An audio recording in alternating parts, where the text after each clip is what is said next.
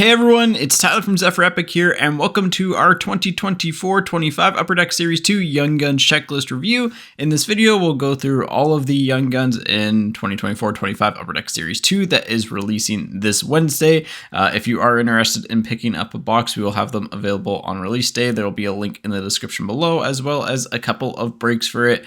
But yeah, in terms of how this video will work, essentially we will be going through and giving all of the players a letter grade based off of what their potential is.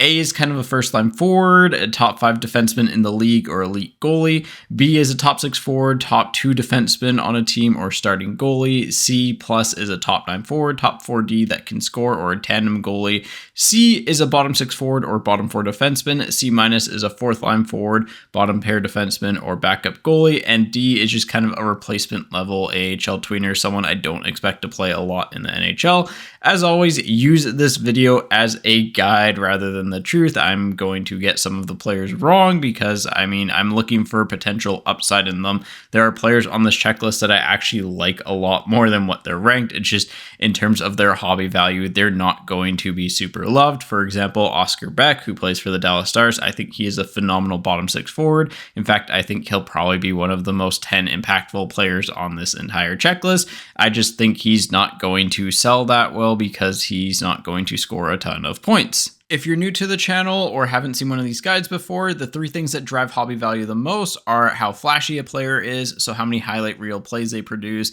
how many points and goals they have, and then finally what market they play in. And this one is actually a pretty significant one because if you have equivalent players from Montreal and Tampa Bay, the Montreal player will always outsell the Tampa Bay player just because of how crazy the Montreal market is for their hockey cards.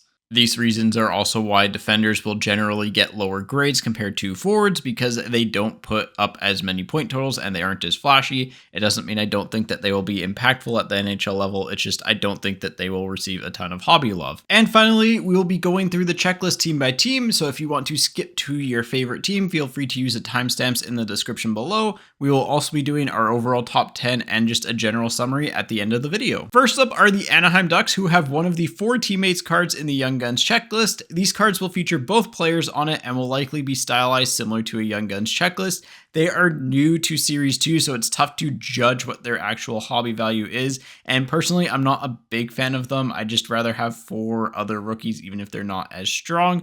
But I do think they will sell at an okay price, depending on who's on it, especially at the start. Kind of similar to how a Young Guns checklist sells. And I do think over time, these will drop in value unless the 2 teammates do something really special together, like go on multiple cup runs. For the Olen Zellweger and Cutter Gauthier teammates card, I think it's going to come in around the same value as a C+ tier Young Guns. As much as I like both players, they've had some struggles this season, and I would rank their upside a little bit lower than what I had it coming into the season. I also think they'll be a little bit limited by the Ducks coaching staff and management for the near future. If that changes, then my outlook on this card could change, but again, overall, I just don't expect it to generate a ton of hobby love, even though both Zellweger and Gauthier could become perennial all-star type players. Next up are the Boston Bruins, who have 1 Young Gun in the set in Brandon Bussi. Bussi is a goalie who's always put up solid numbers wherever he's went, but it's never been quite good enough to warrant an NHL opportunity. I wouldn't be shocked to see a team try and give him one in the next year, but his upside is limited given his age and the fact that he hasn't broken through yet, so he gets a C- from me. For the first time in what seems like forever, the Buffalo Sabres do not have a Young Gun in the set, but the Calgary Flames do have 2 in Samuel Honzek and Adam Klapka. Of the 2, I think Honzek has the higher overall upside, but he has struggled to adjust his game to the pro level in his first AHL season. I think his realistic upside is that of a 3rd line forward, but ultimately I think he just will end up being somewhere in the 3rd line, 4th line, bottom 6 forward mix.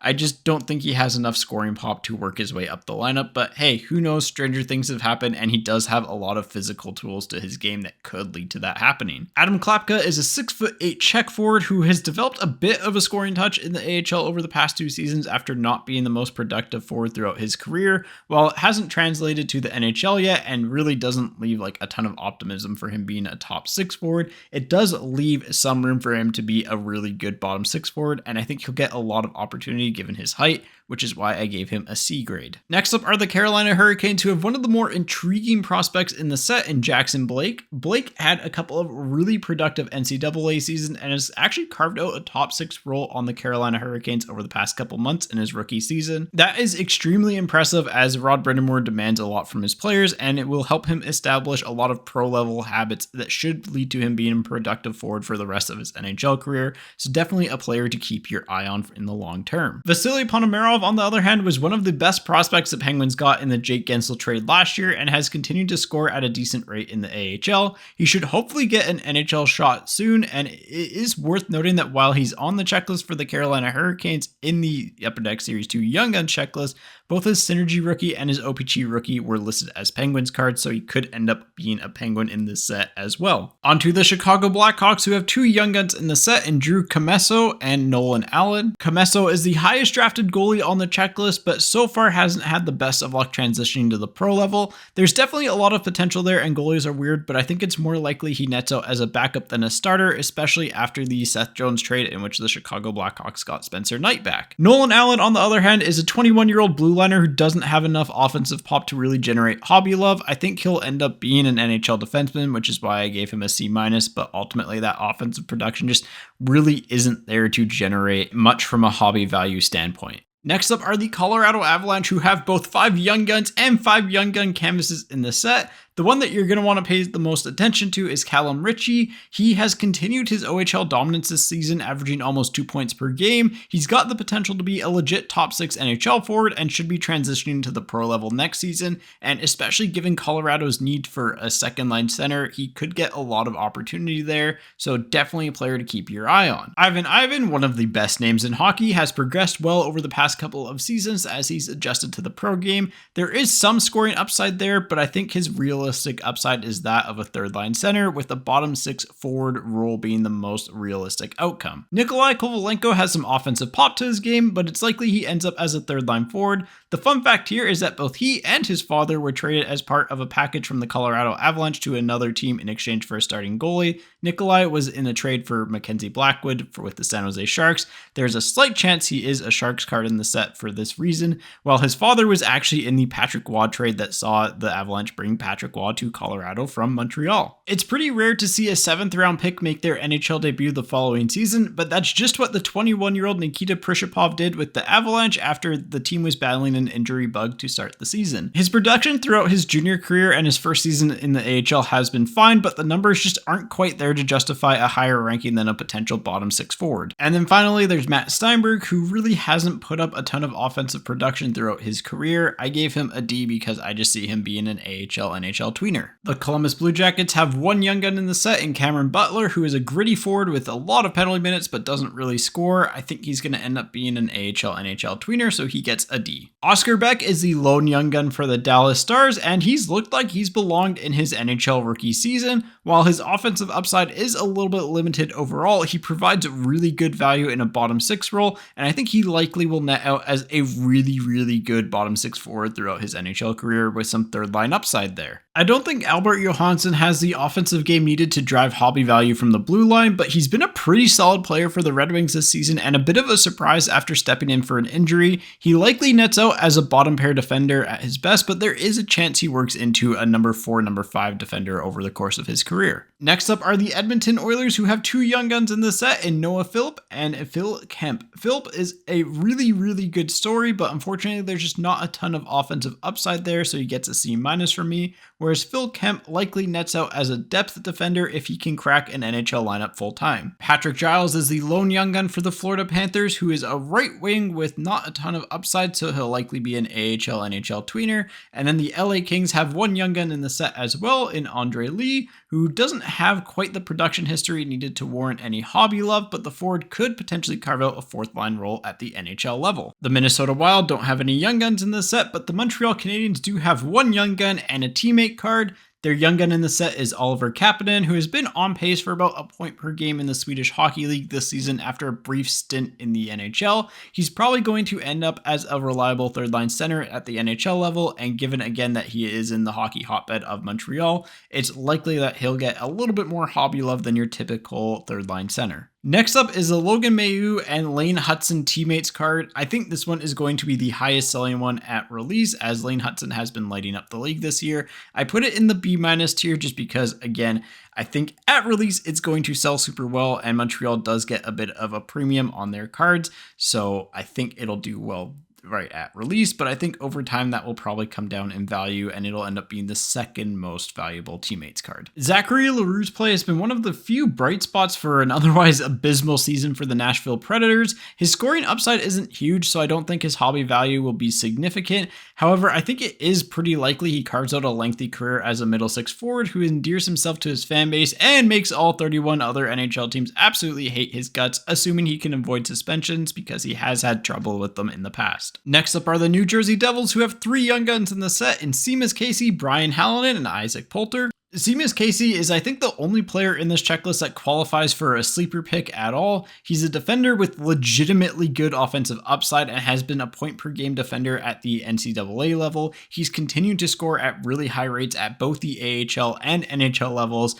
However, his only problem is that he's stuck behind a few good blue liners in New Jersey that are offensive defensemen, and his height won't do him any favors into getting into the lineup because he is 5'10", and the NHL tends to prefer defenders that are above 6 feet tall. With all that being said, I think he could end up being even the third most impactful player from this entire checklist if he does get an NHL opportunity, just because his offensive tool set is so good and he's very, very dynamic. So if the game does continue to transition to a more of a high-flying offensive format where you need really good puck movers from the back end, I think he will eventually get a shot, and I think he will run with it and will not look back from that because, again, there is a ton of talent there. Brian Hallinan is a winger who has scored again at a very high rate at the AHL. It's just, unfortunately, he is on the older side and one of the what you see, what you get prospects.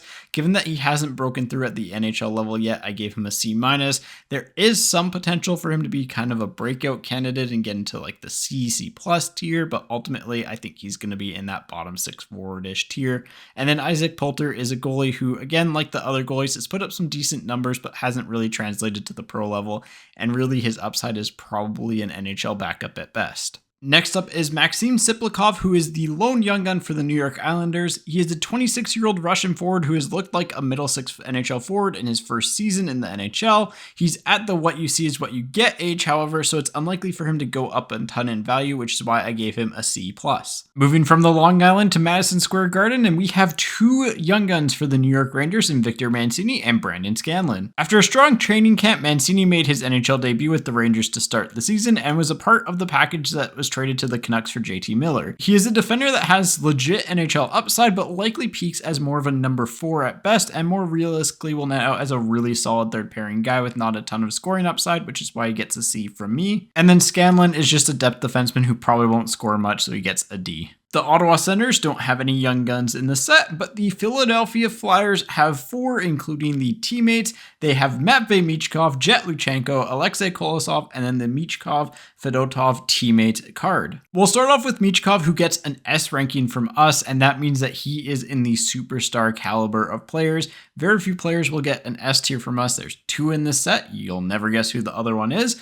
But yeah, he's always been a highly touted forward and has shown why early on in his first season in the NHL. There are a lot of things to like about his game, and he has just perennial all-star potential with the chance to be a superstar in the league. Those players are super hard to come by, and I think one thing that works really well in his favor has been John Tortorella making sure that he's establishing good early habits this early on into his NHL career. I think that bodes well for his long-term success as a prospect and player. So yeah, S tier for him, really excited about him. I think he's going to be one of the reasons why you want to open up Series 2 and one of the main cards that you're chasing after. Jet Luchenko earned a lot of hype after an extremely strong training camp for the Flyers this season, which saw him earn 4 games with the NHL squad before he got sent back down to the OHL. I think he's a lot more likely to carve out a middle six or third line role than a true top six role, but he's definitely one of the players you want to keep an eye on. My main concerns with him are over his ability to produce offense at the NHL level. I think it's a little bit more limited than the general consensus, and I think that's just going to be the big separator for him from being a top six forward in terms of hobby value and a third line forward. So I think a B- is a very, very fitting grade for him. Again, definitely a player you want to keep your eye on and maybe keep a copy of. Alexei Kolosov is a goalie who doesn't have a ton of upside in his numbers so far. I think if he does hit, he'll be a backup at the NHL level, but I think it's more likely he ends up as like the third or fourth best goalie in an organization, which is why I gave him a C-. And then finally, we have the Michkov Fedotov Teammates card, and I think this one will be in the C+ range. I think it'll sell a little bit better than the Zellweger Gauthier Teammates card, but at the end of the day, I think there's going to be a little bit of fatigue with Michkov on these because he's got his base Young Guns, he's got the checklist with Celebrini, and then he also has his teammate card. So 3 of the 50 Young Guns that you can get in this set will feature him, and I think in terms of value, this will be the one that people want the least because the other one has Celebrini, which is pretty sick. You have his base one, which is just the iconic rookie card that you want. And then you have this one with Fedotov, who's the worst of all the players. And honestly, long term, I don't see him being much of anything outside of an NHL backup. So C+ for me. Again, I think it'll sell a little bit better than that Anaheim one, but over time that it just eventually starts dropping down in price because there's just going to be a lot of Michkov in the set. Oh, and one last thing to point out here is that Michkov's canvas is not in the set, which means it should be in Upper Deck Extended Series, which will come out sometimes in like June, July, somewhere in that range. Moving on to the Pittsburgh Penguins, and they have 2 Young Guns in the set in Rutger McGroarty and Joel Blomqvist. While McGroarty's transition to the AHL level to start his pro career wasn't the smoothest, he's since found a way to start producing and getting his game back on track, which is a really good sign for his future. I think there is legit top 6 upside in his game. I just think his overall offensive production abilities, especially from like a flashiness standpoint, is a little bit lower than some other players. So that's why he gets a B- and not a B for me. But at the very least, his tools are good enough that he should be a long-term NHL forward. So really high floor, that ceiling's a little bit more limited. That's why he gets a B-. Blomqvist is probably one of the more intriguing goalie prospects on the list. However, I think his upside is that of an NHL backup. He's posted good AHL numbers over the past couple of seasons, but has so far struggled in his limited NHL action, albeit on a not great defensive team in Pittsburgh. Next up, we have the San Jose Sharks, who have 6 Young Guns in the set, including the Teammates card. We'll start things off with Macklin Celebrini, and I think he was actually probably slept on to start because of the amount of Connor Bedard fatigue that's been in both the hockey world and in just the hockey card market. He's been extremely productive to start his NHL career. I know a lot of people are super excited about him, but yeah, he's very skilled. He's got some edge. He's got some snarl. He's got a lot of work ethic to his game. There's just a lot to love. He's on a rebuilding team, which is going to give him a lot of leash to just play and get better. And typically that's something that you see, these generational type players, the more they kind of get their feet under them, understand the pro level game, the better it can be long term, which is why he gets an S tier grade from us. Truly one of these special prospects out there. And I hope that he finally gets, kind of his dues after following Connor Bedard's shadow a little bit. Ethan Cardwell is a right winger who's transitioned well from the OHL to the AHL over the past couple of seasons. There's enough production there that he could turn into something, which is why he gets a C+ from us. Jack Thompson is also another player who has translated well to pro hockey after his OHL career ended. He has some offensive pop to his game, but probably not enough to warrant hobby love. He'll probably net out as like a good either second pairing, like low end number 4, or realistically like a really solid third pairing defender. Finally, we've got 2 goalies in Devin Cooley and Georgi Romanov. It's worth noting that Devin Cooley could actually be a Flames card in the set. He's listed as San Jose on the checklist, but most of his cards throughout the entire season have been pictured with the Calgary Flames logo. I left him as San Jose just because that's the only information I have to go off of, but just want to throw that caveat in there. In terms of his overall performance, I think he is probably going to be at best an NHL backup. He has really good numbers in the AHL this season, but ultimately, again, in Calgary, he's stuck behind Dustin Wolf, which severely limits his overall upside. There's a chance another team takes a shot at him, but given that he's 26 and he hasn't had a ton of NHL success yet, his upside is a little bit limited. As with all goalies though, it's probably worth hanging on to one copy of them if you have multiple, just in case they go on a Jordan Binnington type run. Like Cooley, Romanov is also stuck behind just a really solid young NHL netminder in San Jose, with Yaroslav Askarov being the goalie of the future for the Sharks, so his overall upside is pretty limited. I think he's got backup potential, but outside of that, there's just not enough in the numbers to really warrant anything else outside of that. Finally, we have the Celebrini and Will Smith teammates cards. I think long-term, this has the most potential to be the best teammates card simply because both Celebrini and Smith are sick. They both have all-star potential to them. And ultimately, I think that's what's going to carry this card is if the two players on it lead their team to a Stanley Cup or two. And Celebrini and Smith have the potential to be a 1-2 punch that is devastating to pretty much every NHL team. So it gets a B- for me, and one of the ones that I think might actually be worth holding on to long term. Just depends what they sell for, because again, Macklin Celebrini is also going to have these same issues as Michkov, where he's got 3 cards in the Young Gun set. He's got his base Young Guns, the teammates, and the checklist, but the bonus for this card here is that Will Smith does not have his base Young Gun in Series 2. It will be in Extended Series, so it will provide a little bit of an extra boost to that for people that want to collect Will Smith cards. In terms of canvases, there's also Will Smith in the canvas set, so you can get his canvas Young Gun here, but like Michkov, Celebrini's will be in Extended Series. Next up are the Seattle Kraken, who have one Young Gun in Logan Morrison, and I think he's one of those keep your eyes on him type players, as his offensive totals throughout his first 2 AHL seasons have been pretty solid. He's got a really solid pro level game already and should carve out at least a bottom 6 role at the NHL given his compete level. The St. Louis Blues do not have any Young Guns in the set, but the Tampa Bay Lightning do have 2, and they have actually a pretty intriguing one in Connor Geekie, who came over from the Mikhail Sergachev trade with the Utah Hockey Club. Honestly, he's a perfect fit for how Tampa Bay plays hockey because he's really skilled and really annoying to play against. He stuck around with the team until almost February before finally getting sent back down to the AHL, which, hey, is actually pretty impressive for a 20-year-old forward. He does have some offensive upside as well and should actually carve out a pretty solid NHL career as a second-line forward. I think his top-line upside is a little bit limited, but I think also his floor is that of a third-liner, so very, very solid player. Will likely be someone you see in the NHL for the next decade or so. Declan Carlisle, on the other hand, is a defender with some offensive capabilities to his game, but it's likely he ends up more as a bottom pairing defenseman as his ceiling, which is why he gets a C-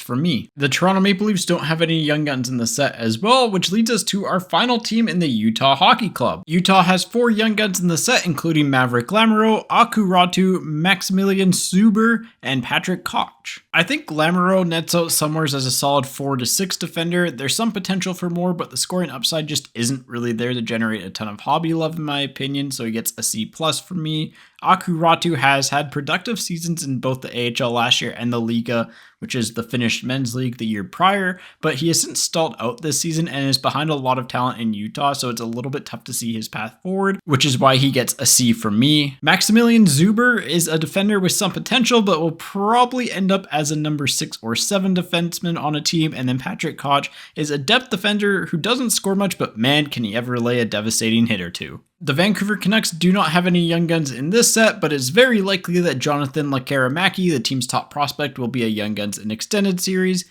The Vegas Golden Knights don't have any Young Guns in the set, neither do the Washington Capitals nor the Winnipeg Jets, and that wraps up our review. Our top 2 Young Guns should come as no surprise to anyone. Macklin Celebrini is in the number 1 slot, and then Matvei Michkov is in the number 2 slot. These are just the 2 headliners for the product. They are the reason why you are opening up this product now, 5 years from now, 10 years from now, 20 years from now. They're just got that superstar potential to them, tons of skill, lots of hype, tons of flashiness, just super fun to watch with a lot of potential to grow in their current environments. In the numbers 3 and 4 spots, we have Jackson Blake and Connor Geekie. I think these 2 players are pretty interchangeable. They're both playing on teams with really good coaches that'll help them establish really good pro level habits. They've both got scoring touches, and they're both probably going to be top 6 forwards for the rest of their career. Callum Ritchie comes in at the number 5 spot, and I think he's got probably a little bit more potential upside than Blake and Geekie, just because if he does become become Colorado's second line center. That's going to be a pretty coveted position, and that team is still good for the foreseeable future. So he could go on a cup run or two and be a big part of it, especially again because they have such a big gap at center. But I think realistically, he's probably safe in the number 5 spot just because he has a little bit lower of a floor compared to Blake and Geeky. In the number 6 spot, I have Rutger McGroarty. Of all the B- players, I think he's the one that's got the most likelihood of being a legit top 6 forward. He's got a lot more offensive pop to his game, in my opinion, than either LaRue or Luchenko. And I think he's in the best spot of all of them in Pittsburgh because he's going to get a lot more opportunity there to succeed. Seamus Casey takes the number 7 spot for me, and while I did grade him lower overall than Luchenko and LaRue, he has one of the highest upsides of any player in this young gun crop. The only 2 reasons why I have him graded lower is the fact that he is a 5'10" offensive defender in a league that tends to favor taller, more defensive blue liners, and that he's behind some really talented offensive blue liners in New Jersey already, which will limit his playing opportunities there. But those reasons are exactly why I have him higher in my top 10, as if he does hit, it'll be as a flashy point producing blue liner who's running a team's power play, because he's not the type of defender who teams will want on their third pair. He's very boomer bust, and I think he's got enough talent to be a star, so that's why I have him at the number 7 slot. In the number 8 spot, I have Zachary LaRue, and I think he has the potential to be an impact top 6 forward. It's just, I think it's a little bit more likely that he ends up as a middle 6 forward who doesn't have the most offensive upside to his game. But where I do think his value will come through is just being an absolute pest and a pain in the butt of every other team that he plays against. The one thing with him is that he needs to not cross the line as much because he has had a ton of suspension issues throughout his entire career. And if he's able to stay pretty clean for his game, I think it is very likely you will see him again as one of the most annoying players in the league for the next decade. Coming in at number 9 is Jet Luchenko, and the main reason why he's slightly below Zachary LaRue is that while I'm not sold on either of their offensive upsides, and I think it's much more likely that both of them become really solid middle 6 or third line forwards than true top 6 forwards, I think Zachary LaRue again has that pest side to him that is going to maybe earn him a little bit of hobby love or a little bit of extra attention, whereas Luchenko doesn't really have that one special thing that you can point to yet. Again, he is one of those players to keep your eyes on because there is some talent there, and the Series 2 crop is pretty weak overall. But again, I expect him to be more of like a middle 6 third line forward than a true top 6 forward. Finally, rounding out our top 10 is Oliver Kapanen. Honestly, you could throw a lot of players from the C+ tier for this spot, and I wouldn't disagree, but I think Kapanen's biggest advantage is that he's got a pretty high floor and will likely be a third line center in the craziest hockey card market in Montreal, so that gives him an edge over anyone else. I did contemplate having Siplikov here, but my main thing with him is that he's at the what you see is what you get age, and the Islanders aren't very good, nor do their players get a ton of hobby love, so his value will be lower than what it would be if he was in a different market. Overall, the 2024-25 Upper Deck Series 2 Young Gun crop has 2 phenomenal superstar in the making headliners in Macklin, Celebrini, and Matvei Michkov, but after them, there's a pretty steep drop off with a large chunk of the crop being players that have limited upside and project to be more depth pieces rather than impact players. Because the overall crop is relatively weak, I don't think there are really going to be any major sleepers, but hey, I've been wrong before, so who knows. Anyways, hopefully you enjoyed the breakdown. If you enjoyed it, please feel free to leave a like as it really helps us out, and feel free to leave a comment below with your thoughts or any questions you might have on the crop. We will see you tomorrow for release day when we'll be opening up a full case as we hunt after the top players in the crop. Thank you so much for watching, take care, and have a good rest of your day.